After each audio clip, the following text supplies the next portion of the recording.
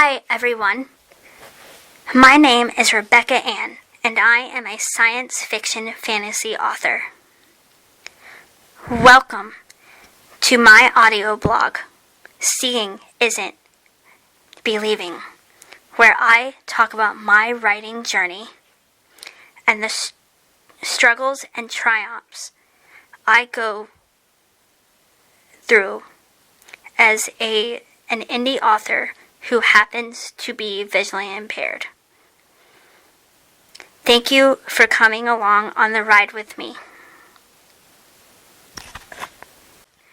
Hi everyone, Rebecca Ann here, and welcome to my second audio blog, Seeing Isn't Believing. Today I am going to be talking about being visually impaired and the obstacles I face being an indie author. And I sort of touched on this a little bit in the previous episode. But today I want to go a little deeper and really talk about how marketing is so visual. Now, I don't mean that all marketing is visual. Because there are podcasts and blogs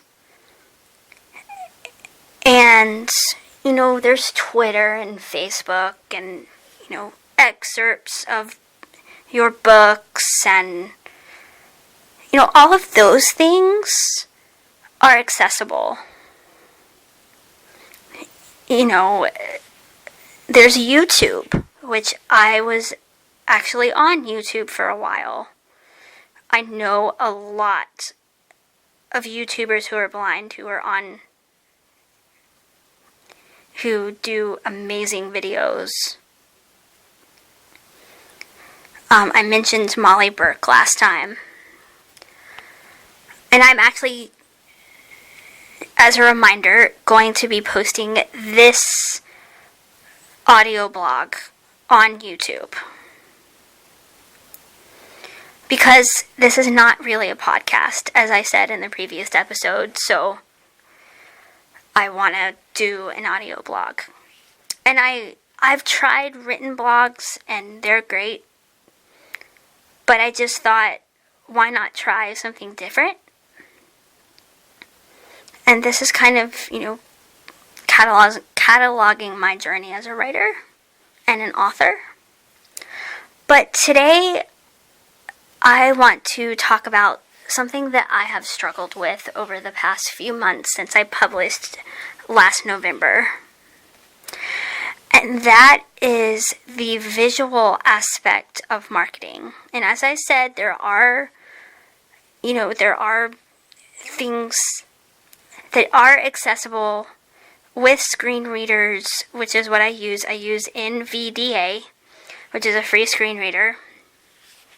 And I use the keyboard to navigate the computer because it just, I do have some vision. But it really hurts, it really hurts my eye to look at the screen, and I get instant eye strain. And so I rely solely on the screen reader. But as I said in the last episode, there are a lot of websites that are not accessible with a screen reader. And I know a lot of my friends in the blind community can attest to this fact. And there are a lot of apps that are not accessible either, but we'll get to that in a few minutes. So, the website that I mentioned on my last episode, being not accessible, is Wix, W-I-X, Wix.com. And I built my website on there. And I had to do it with the mouse. Now, I do, like I said, I do have some vision, so I can use the mouse sometimes. But I don't like to. I like to use the keyboard. But Wix won't let me use the keyboard.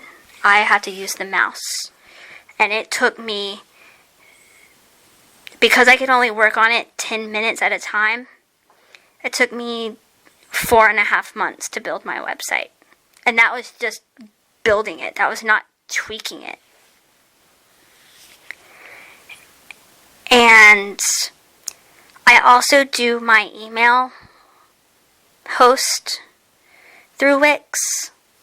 And some of that is accessible. I have found that some of that is accessible, but getting to the actual email page to send an email, it's not accessible. And also, when you try to make your website accessible with a screen reader, there's only 4 options for layout, for templates. And none of them fit an author website. I had to use one that is pretty accessible, but I just had to pick, one that I thought would be okay. And I'm just running into things like that where websites like Wix and are just, something that I need and I need to use. And it's just not accessible. I want to send out more emails to my subscribers, but it's really hard. And I wish that there was an email host out there that was accessible. And I tried MailChimp. It is drag and drop, so it's a no-go. Another website that is inaccessible. I haven't tried MailerLite. Notice I said MailerLite. No, it's another email host. It's not a beer. I haven't tried that. But, I've already signed up with Wix, so I'm going to stick with Wix. But, inaccessibility is just something that a lot of us who are blind deal with on a daily basis. And it makes it really hard.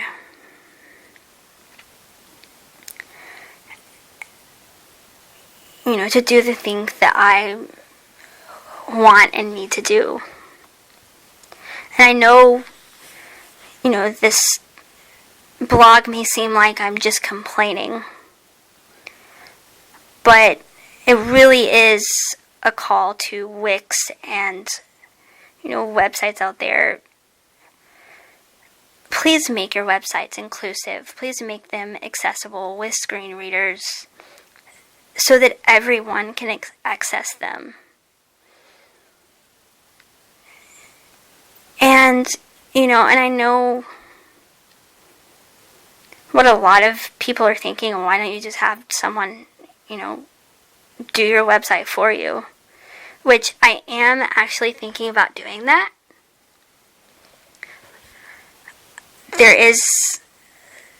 I have come across someone who does it for pretty cheap, so I'm thinking about doing that. But the problem is, maintaining it and, uploading these episodes to the website and updating my book links and, all of that.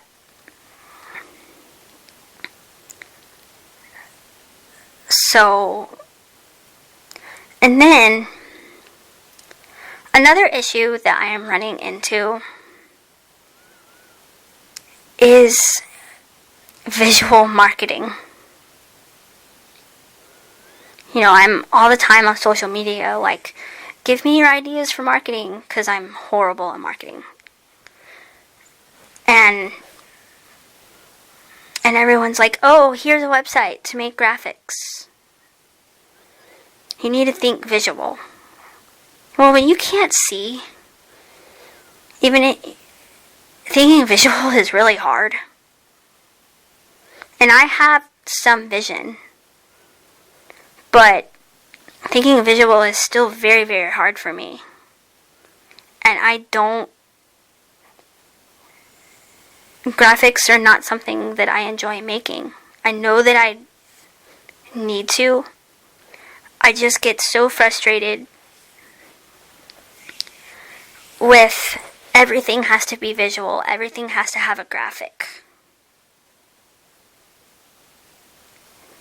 to get people's attention. And I honestly,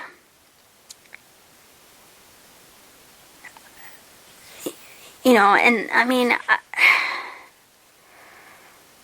I know that's true. It's just the society that we live in. But I just sometimes wish that it wasn't the case.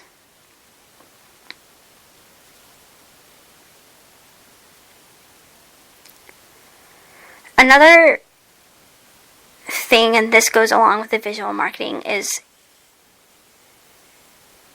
Instagram. And I am on Instagram. And I thought, oh, I can do this, I can post a picture, And I was just finding that it was very hard. And I don't know what happened to Instagram, but I used to be able to, with VoiceOver, I used to be able to click on, like, the story, people's stories. I used to be able to click on an individual one. Now whenever I go on it, whenever I tap on the stories, it just says story tray. I don't know what happened. It's just a lot of Instagram is not that compatible with VoiceOver. And if there are VoiceOver users out there who have found out how to use Instagram with VoiceOver successfully, please let me know. And also, I just want to, bring awareness to photo description. There's a lot of people out there, if you don't know someone who's blind or visually impaired, you're not going to think about describing your photo. But let me tell you, photo descriptions really help. And I just wish that more people would describe their photos on Instagram, on Twitter, on Facebook. Because, it just would make your photo more inclusive and more people could enjoy it.